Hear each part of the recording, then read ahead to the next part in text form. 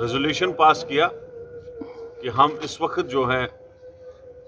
Indian national Congress के साथ खड़े हैं। हम इंडियन नेशनल कांग्रेस पार्टी के सिपाही थे,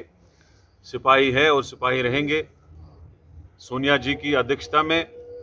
और राहुल जी की लीडरशिप में। तो बाकी जो प्रेस में ब्रीफिंग देनी है वो मेरे सीनियर साथी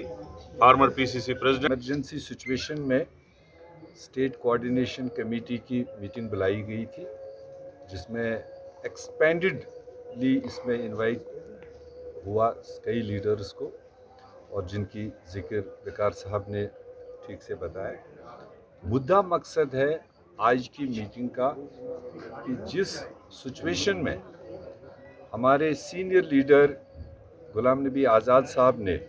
जो मौका और जो सिचुएशन उन्होंने चूज़ की कि पार्टी से बुनियादी मेंबरशिप से निकल जाने का, पहले तो हम उसको मतलब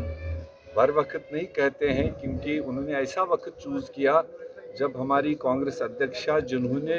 सब कुछ गुलाम नबी आज़ाद साहब को अपने दौर काल में दिया है, पूरे ख़ानदान ने दिया है। हम ज़रूर चाहते थे कि अगर ऐसी कोई नौबत आ भी जाती है तो आज़ाद साहब चूँकि ऐसे ऐसे ओहदों, ऐसे ऐसे पदों पर रहे हैं, कांग्रेस की कानून बनाने वाले वो रहे हैं, तो हम ज़रूर चाहते थे कि वो उस मौके का वेट करें कि जब सोनिया गांधी वापस शहर में हो, पहली मुलाकात उनकी हो, और उसके बाद जो भी उनका फैसला रहेगा वो उनकी अपनी मर्जी थी। और आज सारा हिंदुस्तान जान गया कि जब पूरे हिंदुस्तान में दो ही खेमे हैं, एक तरफ भारत को तोड़ने वाला सोच आगे बढ़ रहा है, जो मरकज़ी सरकार है उनकी जमात है, और उनके मुकाबले में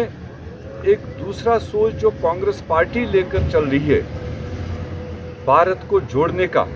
जिसकी क़यादत जोड़ने का काम। भारत तोड़ने वाले एक तरफ है और भारत जोड़ने का झंडा राहुल गांधी जी और कांग्रेस पार्टी ने हाथ में लिया। पर शायद तमाम हिंदुस्तान के कांग्रेसमैन और आम आदमी ये ज़रूर एक्सपेक्ट कर रहे थे कांग्रेस जोड़ने के साथ कदावर लीडर गुलाम नबी आज़ाद जैसे लोग साथ रहेंगे। मगर बदकिस्मती है, जब इस वक्त देश को जोड़ने का एक पूरा मतलब आह्वान चल रहा है, पूरा एक मूवमेंट चल रहा है, ऐसे वक्त पर उन्होंने उस देश को जोड़ने वाली पार्टी लिए वो तैयारी कर रहे हैं, वो जम्मू कश्मीर के लोग फैसला करेंगे कि क्या उनको आज के दिन पर, जब उनको कांग्रेस को देने की बारी आई थी, ऐसे में वो फिर वो उसी कंसेप्ट के साथ जाएंगे जिससे त्रस्त हैं जम्मू कश्मीर के लोग, जिस कंसेप्ट ने, जिस सोच ने हमारा स्टेट लिया, जिसने हमारा स्टेटस लिया, जिसने यहाँ के नौजवानों को बेरोजगारी के कगार पर पहुँचा दिया, जिसने यहाँ पर मतलब आम इंसान को गला बांध के रखा है, क्या वो उसी सोच के कहने पर वही एक कंसेप्ट लेकर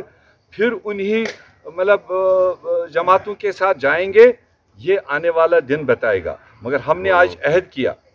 कि ये कोरम जो आज एक मिनिमम कोरम 12-1 लोगों का था, क्रीम कांग्रेस की थी, वो सारे यूनाइटेडली अहद कर दिया कि हम इस मौके पर कांग्रेस की विचारधारा,